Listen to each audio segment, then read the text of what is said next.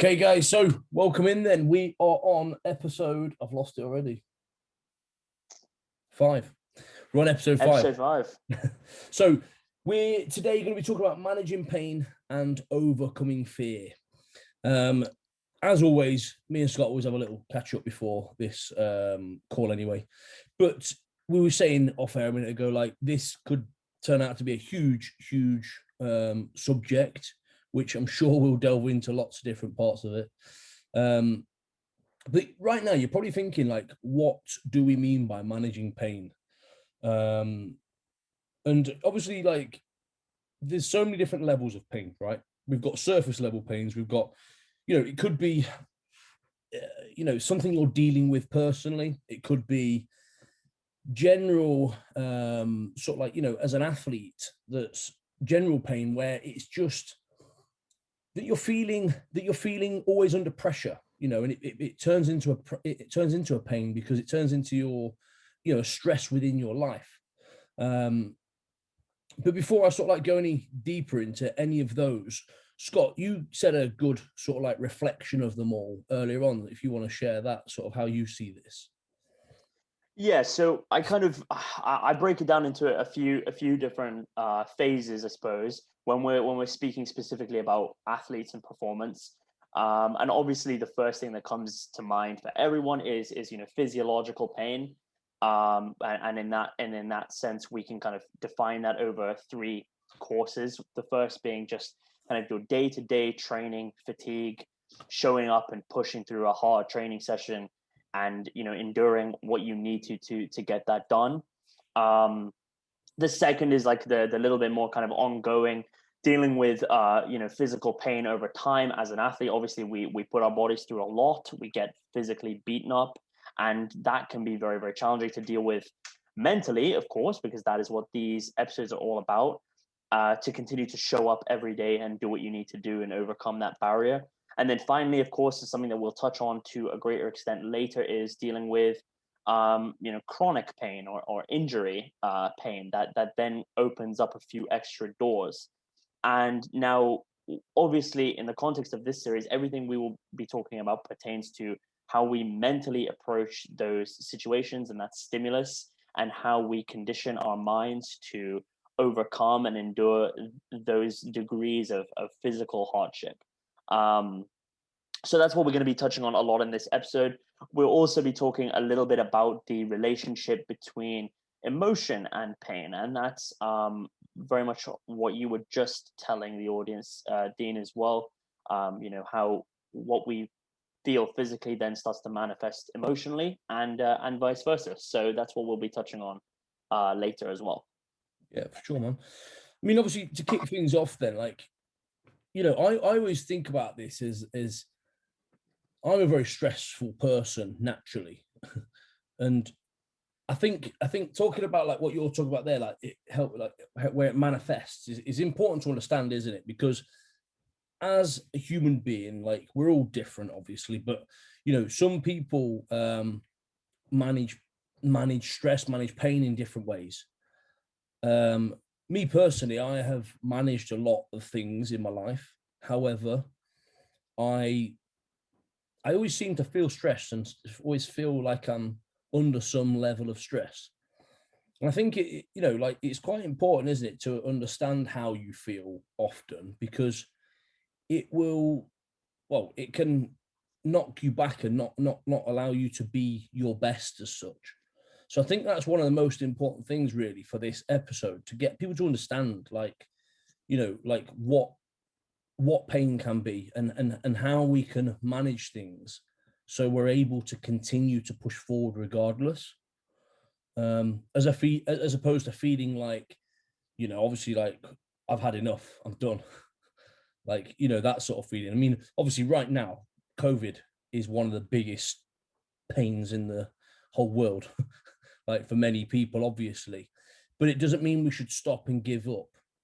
And I think that's something I always want to, pass forward to people, is that attitude of never giving up, regardless.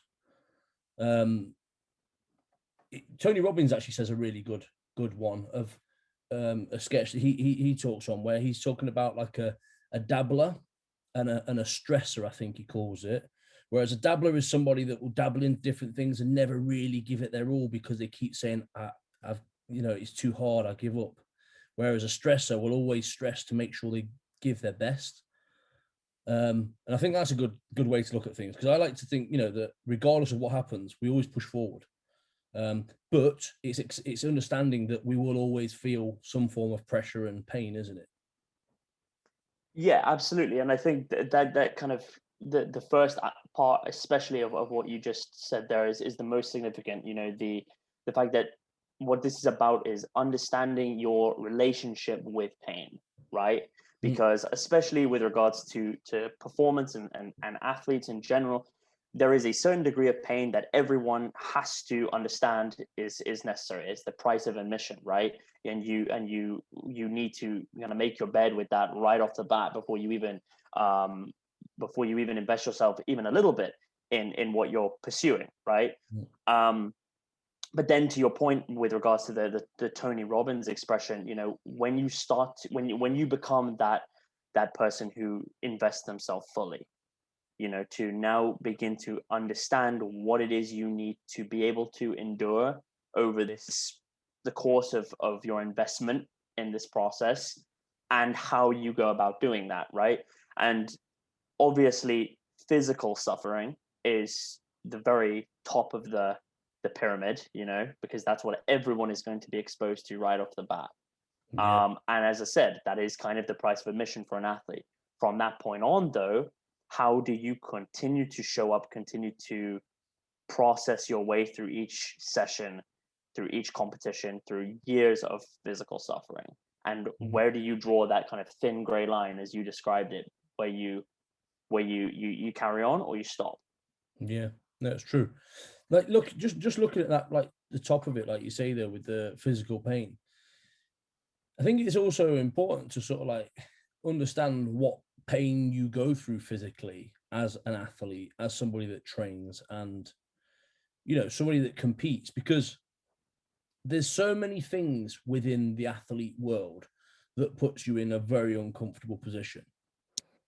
Like whether that's emotionally or physically, it all relates in the end. It comes to physical, doesn't it? Because it's all what you put your body through.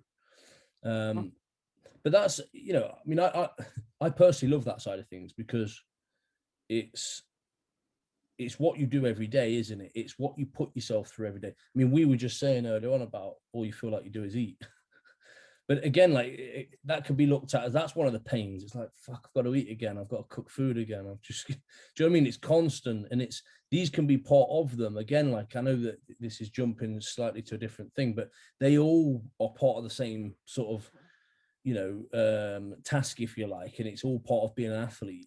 But all these can be things that people can give up on because they think, I'm not cut out to do this.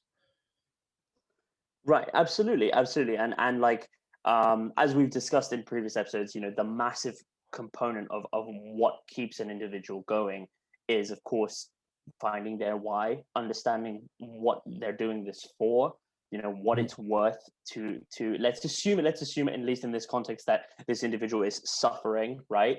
What it is worth to suffer. I think the most iconic quote in this subject is the Muhammad Ali quote, I hated every minute of training, but it was what it took to be a champion, right? So he knew that the price of admission for him was to hate the ever-loving crap out of the training and the suffering that he endured behind the scenes, but it was worth it for those moments when he stood in front of the limelight.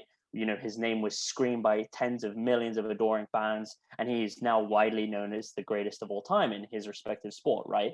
So for him, that was what was necessary. The legacy, the end goal was worth him suffering physical hardship, right? But then if we take it a little bit further on this kind of surface level of physical pain, right? I think even, as you said just now and off air as well, there does start to come a point where that pain starts to become enjoyable. You actually look forward to, or lots of athletes start to look forward to feeling pain, because that pain is a reminder that they are, doing what they're meant to be doing. And it's it makes them feel alive. So we've already transcended that initial kind of discomfort that I think a lot of normal people feel when they step into the shoes of an athlete. Yeah, definitely. I can't remember who it was as well. The other day, someone was saying about like most athletes don't actually enjoy what they do to an extent, as in they just see it as I have to do it, because the why is so important that you just do what you've got to do. I guess, like, in a way, it's a little bit like, strongman. Like, there's certain events that I love and certain events that I hate. Like, I mean, obviously, the aim is to always work on the things you hate because so you get better at them. But they become, it becomes to the point where you have to make that decision. Something very random, but I was talking to Shane about the other day because he's coaching Mark Felix. And Mark Felix is obviously quite well known for having a weak overhead. And I actually spoke to Mark about it, and he was like, I don't know.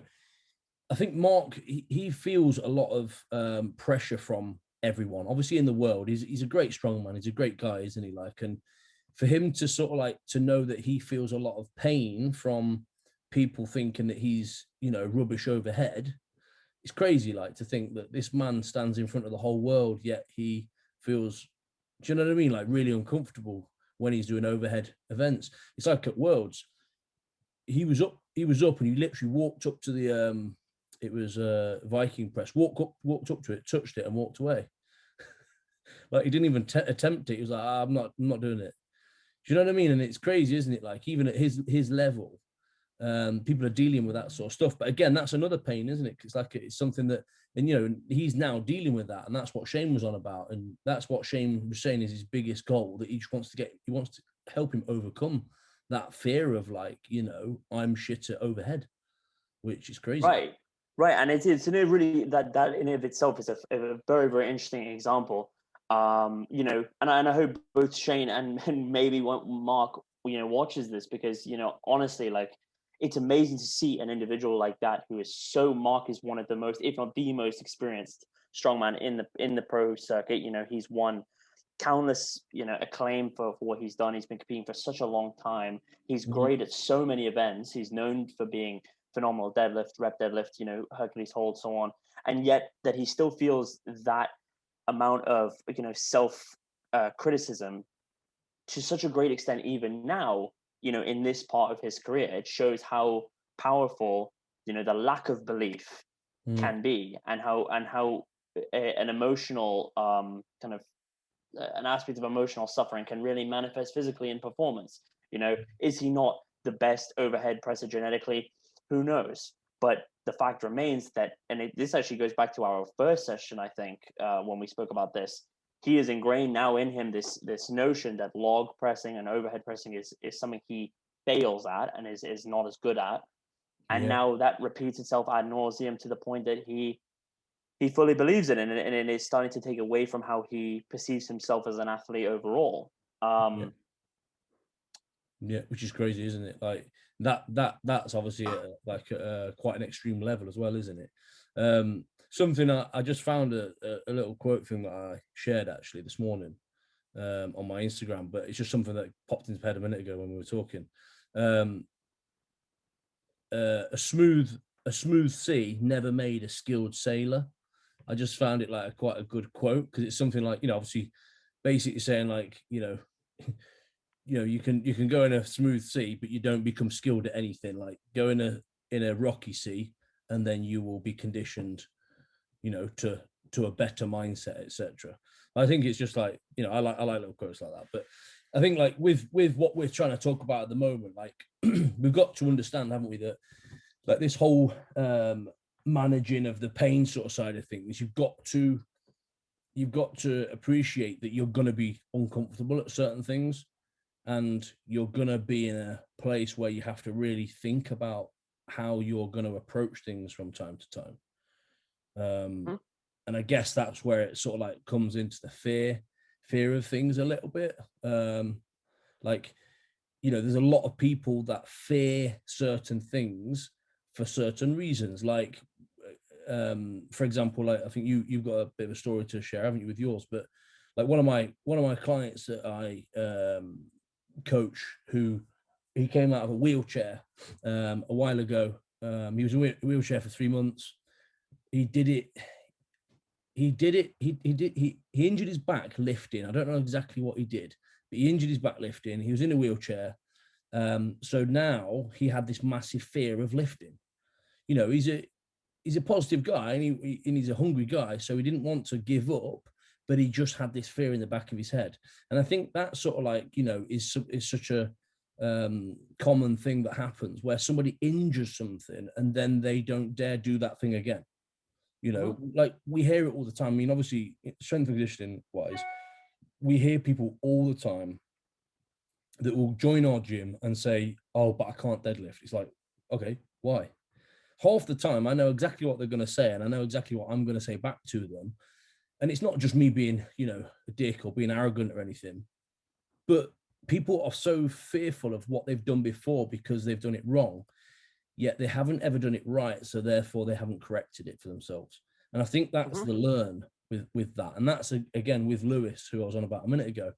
You know, I was like, please, Lewis, let me help you. Let me get you deadlifting again, because we need to deadlift. He's now just pulled 215, I think it was, or might be a little bit more now. You know, which is a great weight because he's under 90 as well. So it's, you know, like he has now overcome that, and it's all history.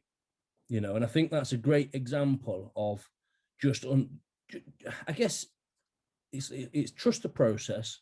Obviously, you've got to invest into someone, invest your time and energy into someone that you trust, but you got to trust the process and accept that things are not going to go not going to go easy, are they? They're not going to go all flowers all the time, and you might have to, you know, jump a few obstacles, but you will get there in the end. And I think that's, you know, obviously the great learn that he had as well. Right. And with regards to the experience that he's had, and those other people, you know, who approach you and have that kind of question, you know, that really you know, harkens back to the last session that the last episode that we discussed, you know, the past, right? The past creates association, which then manifests in the present. Then that continues to play out a certain scenario that results in future fearful outcomes, right? And it will continue to be the same as it was in the past, as long as the belief remains conditioned to that fixed outcome in the past. In this case, with your, you know, these people, they've had a bad experience, potentially, you know, with a movement, with deadlifting, you know, or even with an injury, right? And as a result, that is fixed in their mind. And when they move into the present day, that is the only thing that they believe is possible, right? And I, you know, with regards to fear, I do kind of, I see fear as kind of, it's kind of like an overzealous custodian of your own safety, right? It's not rational, it's not proportionate, but it's there as a preparedness mechanism to stop you from doing something that could potentially, you know, harm the organism at some point, right? But the thing is there is that because we have such a complex like series of mechanisms in our minds, our subconscious and our unconscious, that dictate what we do, you know, that ancient mechanism has been very much left behind, and fear ends up simply impeding us purely for no other reason than that it exists at all, right? That there could be a tiny fraction of a chance that something could go wrong, and therefore it's there was an association that was negative in the past, therefore it will repeat itself, that kind of thing, right? So fear very much finds itself manifested irrationally 99% of the time. The problem with it, unfortunately, is that because it's such a powerful emotion, it's such a primal emotion, it's very difficult to overcome in the moment, right? So you mentioned as well with regards to kind of the fusion of the body and the mind, when fear starts to take hold, when those beliefs start to resurface, the body and the nervous system start to follow, you know, in lockstep with that, right? And we see this with the autonomous nervous system, you know, in a response to fear. We see how the body, you know, instinctively reacts when you are put in a position of threat, right? Muscles get tense, heartbeat elevates, adrenaline goes through the roof. Now that is a situation that athletes find themselves in all the time, right? The question is, do they perform in that moment, right? And we've talked about this many times off air, like the fight, flight, and freeze mechanism. Do they fight? Do they respond and act? Do they freeze, which would obviously be the classic like choking scenario, or do they flee, right? And that example would of course be, you know, complete breakdown in performance, not being able to respond effectively. So this is where one must start to become conscious of what they're feeling and what they're experiencing in that moment, to kind of preempt this base nervous cycle taking over their bodies, right? And I think if you talk to a lot of athletes, especially individuals who perform in, you know, very high stakes, very intense circumstances, like Formula One drivers, or, you know, Olympic weightlifters who are in that split second moment, they're able to act completely kind of intuitively to perform their movements purely through kind of base learning, you know, through their practice, through their training, and it just executes. So it kind of almost circumvents the fear, right? Yeah. I think that is just reminding me of like a time where you, I don't know, like in strongman where you're going for a max lift, or, you know, you've got one rep, that's it. It's like, you know, and you've got that moment where it's like, you've got to get this all right. But what you remind me of there is the amount of times you repeat the process. And, you know, that's where it really comes into the training side, isn't it? Where you've got to, you know, make it's like, I'm a big fan of making training sessions feel like competitions, i.e. wear the same things, do the same things, have the same rituals and all that sort of stuff. And that's where the more you repeat that, the more you become better at fighting that fear, because you have a routine. Like we're talking about primal fear, obviously, like where it's there at the moment. But I think that's obviously such a powerful way of looking at it, isn't it? Especially like when, as you say, like when you condition positive outcomes, like you, as you say, you wear certain clothes, you train at certain places, train on certain bars. I know a lot of people have rituals around bars, racks, plates, plate combinations, silly things like that. If you've had, you know, positive experiences, it's then the opposite of the scenario you shared with me with the bad back. You condition these notions like, okay, well, I always perform when I use all the blues, right? And that's when I hit PRs. Okay, so I need to use the blues again, right? Yeah. Of course, the only problem with something like that is, of course, where the circumstances change and then that person thrown in the deep end and they don't know, because what they do without the blues. I think strongman, to any strongmen who are listening to this, will know this one more than anything else. You're very, you know, confident about training on a 12-inch log. You could give it an 8-inch log or an axle all of a sudden because they changed the event 5 minutes before, you know, confidence goes out the window. It's true, and that's a thing to know, isn't it? Don't ever get hooked onto that, because it's never going to stay. I remember a few times I've been to competitions and like I've prepped for, I don't know, 18-inch deadlift, and then all of a sudden it's off the floor. It's like, all right, who was going to tell us? The beauty of the sport, though. Moving forward, though, I want to just touch a little bit on the kind of the longer term management of pain. We mentioned injuries a little bit before, which is obviously a very significant topic with regards to strength sport and athletes in particular. So what I really want to highlight here with this is you know, along the same lines of what we've just been discussing, you know, association and emotional attachment to how one feels physiologically, right? When you suffer an injury, you, in my mind, you actually experience a trauma, right? And it is something that, and let's just use for the sake of argument, like a more serious injury that's going to take you out of training and competing for a couple of months, let's say, in this case, right? To me, you suffer a trauma that needs to be treated as such, right? It needs to be fully processed. It needs to be grieved like a loss, right? Because you have gone through something that for the moment is going to change the way you are, right? Because you have to, you know, take on all of this new stuff. You can't be now thinking, okay, I'm a top level athlete who's ready to compete. Now, you know, you are injured for the moment, for that brief moment. Okay, we've grieved out, we fully understood the gravity. Now it's time to attack the rehabilitation.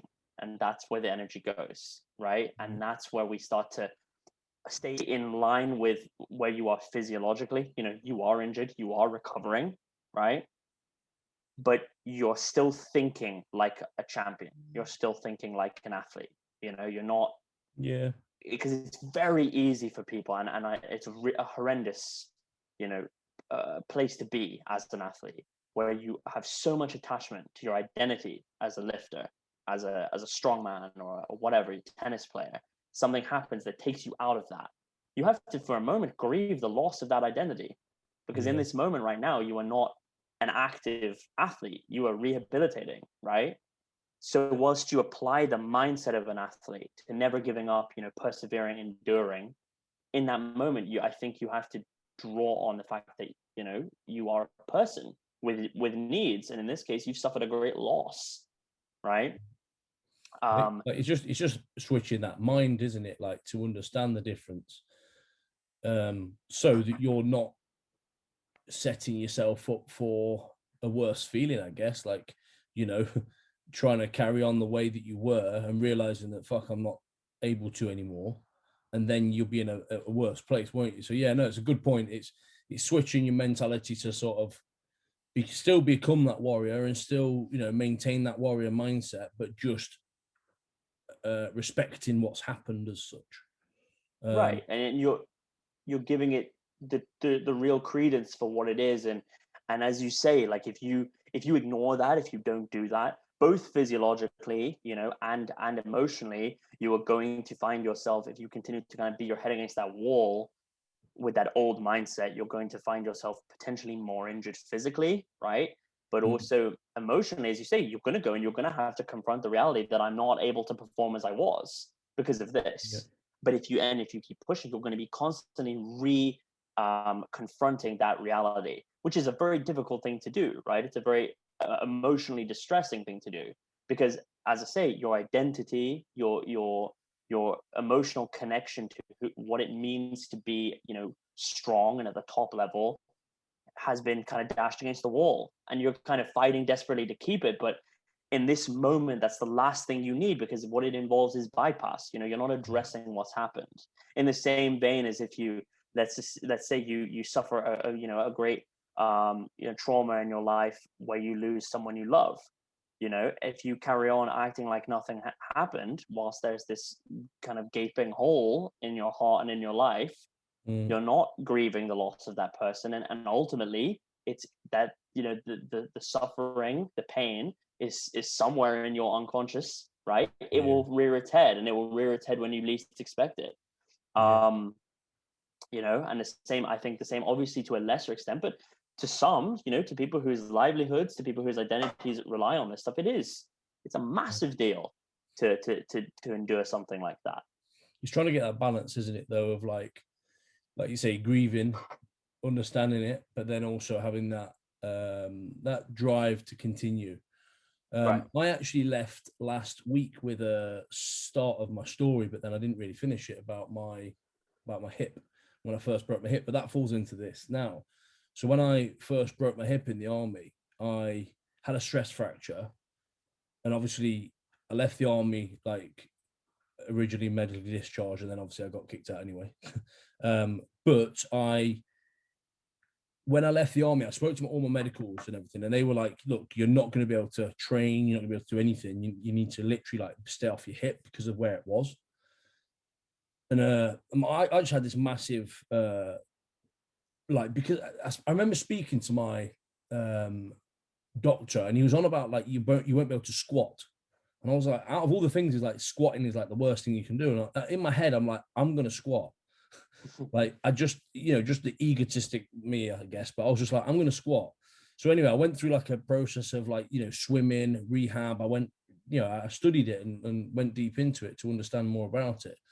And then obviously I ended up, overcoming it. But I think it's having a process like that, isn't it? Like, staying hungry, continuing to push forward, and work out how you're going to come over the obstacle, as opposed to let it take over you. Like, when I was doing that, didn't have that exact plan in mind, but it's just the way things sort of like panned out towards the end.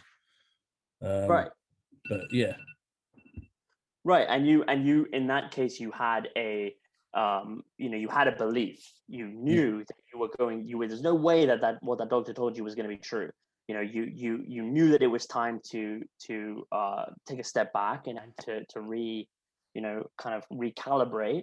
But this was not the end of the story. It wasn't the end of the road, right? And ultimately that the squatting was the image that was kind of plastered on the wall for you to return to, and to give you hope, and to give you something that drives you through the less than romantic rehab phase, right? But and when we go back to what we were talking about before, it's when people don't have that belief and have that kind of that kind of dogged like drive to keep going, ultimately then obviously that not only does it perpetuate the issue, but it also creates inevitably it creates that hole that you dig for yourself, where you mentally can't be the person you want to be in that time, right? You can't be the top level athlete, but in the same vein, you can't bring yourself to step back and let go for a moment, just for a moment, so that you can squat again, right? And that's the most difficult thing. And I know that we're ever so slightly over time, but before we end, I do want to share a tiny anecdote of my own, actually, about this, because I think a lot of people, if a lot of people know me as a lifter, they know that I'm someone who ever really I have been quite impatient in the past in terms of like not doing exactly what we described to not do, basically. And it's funny because when I was a lot younger, I suffered a very, very bad back injury when I was playing rugby. I had a herniation of an L4, L5 disc, as well as something called a grade 2 spondylolisthesis, which is a moving of the vertebra, which is a chronic condition, and you can't completely heal it ever, just like a herniated disc. So that was a big blow for me, right? Because not only was I playing sport, but I had just discovered lifting, and lifting was the coolest, most amazing thing. And I loved every aspect of it this was only 2 or 3 months into training. And now here I was being told I had this horrendous injury that I had to take many months off to heal, and I undergo a ton of treatment. And I remember I was absolutely devastated. It was like I just been told that I'd lost someone I cared about. It was horrendous for me at the time, right? And I was starting to build this identity of training, going through some difficult times personally as well. And during that rehabilitation process, I found myself with a very, very, very kind medical practitioner, a chiropractor, right? All the physios I went to at the time basically told me, you're gonna have to take off 5 months, 6 months of training. You're unlikely to squat again, that kind of thing. And she instead told me, no, we'll get you back. You'll be back training hard in 2 months. We're going to go through the treatment protocol, and that's it. And that lit a fire under me at the time. Right. I'm going to rehab now. Right. So sometimes you need that external belief. Someone who believes that you are capable of doing that. Anyone who is capable of telling you, especially if very helpful if it is a medical professional, right? Telling you, right. Someone's done it before. Yeah, you can actually come back from this. And so I started this rehab process, and I always thought I was too big, I was too kind of hardcore, too brutal to do a rehab process, to do stupid stretches and stupid, I was 15, to do stupid stretches, to do stupid crap in the gym floor. But I did it, and lo and behold, I got myself back to training. But here's the thing, and this is why this is so relevant, I think, to this episode, and why I wanted to end on it, because I couldn't bring myself back to lifting because I hurt myself playing rugby, but it was, I think, also mainly due to deadlifting with terrible form and being quite weak at the time anyway, right? And I just could not bring myself back to touching any weight. I wanted to train more than anything else in the world, but I was absolutely petrified of going back to a barbell because I was convinced. The fear of injury then? I was convinced that as soon as I went back to a barbell, my progress, if my rehab would, completely go back 180 back to where I was. So what I did to overcome that is I trained body weight, and I trained body weight for 2 or 3 months, longer than I definitely needed to build up core strength and that kind of thing. And there's physiological reasons, but really it was because it gave me a little loophole to continue to train, but without that fear. And then at some point I realized, like, you know what? I reckon I can go back to lifting now. And I'm telling you, like, there was not a single physiological reason at the time, because my injury, it was severe, but it had been successfully rehabilitated, and I was very young, so I recovered extremely fast, right? Yeah. There was no reason why I couldn't train again, especially not with, like, I wasn't very strong at all. I was very weak, actually. I couldn't train with lightweight. There was no reason, right? But for me to get back, it was like inch after inch after inch. I'd do a machine exercise, and then I do a barbell exercise, and somehow inexplicably I felt pain in my back. I didn't feel pain in my back, right? There was no pain in my back. It was completely like phantom pain, right? And I attributed every single bit of physiological pain, whether it be just fatigue from playing football, fatigue from exercise, as my back. I was like, that's my back, running, anything was my back. And this lasted for about 6 months, 7 months, and I had to basically rebuild my entire perception of training. I had to rebuild, everything how I approached every little aspect of training to try and condition my mind away from it. And what helped me was that I had this chiropractor told me, like, you need to make your core and your lower back extremely strong, your posterior chain, as well, extremely strong. And I was like, okay, I'm gonna make my posterior chain so unfathomably strong that there is literally no way I can get a back injury again. Like, this is this idea this 16-year-old version of me created. I'm like, I'm gonna make the craziest posterior chain. And so all I did was posterior chain training. That's all I did. But that allowed me to deadlift, and that allowed me to squat, and that allowed me to do movements that had terrified me before. It was like the switch went off just with that association that I attached to those words, is that if I can make myself incredibly strong in this way, I'm not going to get hurt, right? And lo and behold, I never had any back concerns again after that point. And I really do believe that a lot of that was because my mind started to shift, and I started to condition myself more and more to not fear these things, right? And now, in hindsight, I to this day, I can still viscerally feel how frightened I was at the time when I had that injury, and I think that's so it's powerful, still though, isn't there. it, to think that it can do that to you. Like, it's like we say, and this is all that whole manifesting, isn't it? Like, when you're not dealing with something, or I guess this is slightly different, but it's around the same sort of, like, mental sort of switch, isn't it? Like, you're feeling like that thing is still there when actually it's gone. But, like, thanks for sharing that, obviously, first of all. But, like, that's a really good thing to look at, and I think it's something that so many people would benefit from, to just take things step by step, strip things down, and rebuild themselves, because it is never the end. Like, I know people that have lost limbs and all sorts that now are squatting, and do you know what I mean? It's things like that. You have to think it's never the end. We're at some point, everyone is in quite a bad situation in life. That's life, right? But you always have to remember there's always somebody worse off that's winning. I always like to sort of think like that, because when you're feeling a bit shit about yourself and like something's bad, I always have a moment where I think there's always somebody worse off, and they're winning.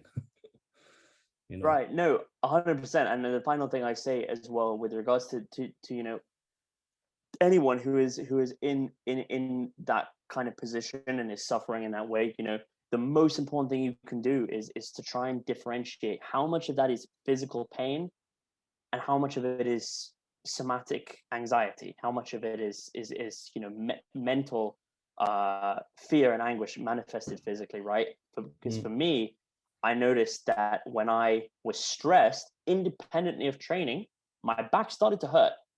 And that's impossible in theory, right? Like, nothing is causing my back to hurt. I'd just be chilling. I'd just be going about my business. Something had happened. I got a text that, something from my family or something that got me stressed out. My back's hurting. Why the hell is my back? Because I've conditioned now this deep rooted fear stimulus that is associated with my back.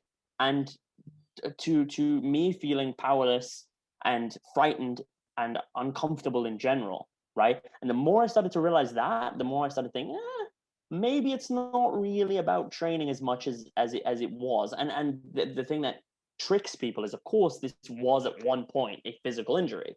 Yes, Yeah. that's the thing that makes people confused, because they think, well, what do you mean? Of course, it's a physical injury. It's going to cause pain. Yes, but to differentiate how much of that pain is real and how much of it is in here, Yeah. that's where the boundaries start to shift, I think. Yeah. No, it is. It's true. Right, Right. we'll leave it there, lads, because I was we've going to gone say on a bit. we are quite over today, so let's we'll go into another subject before we know it.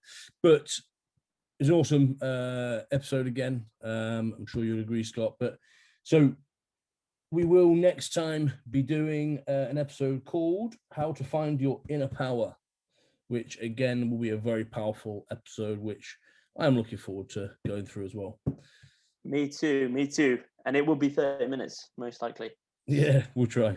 We'll get it right one day. But for now, we will love you and leave you and catch you very soon. Yep. Take care, everyone. Peace out.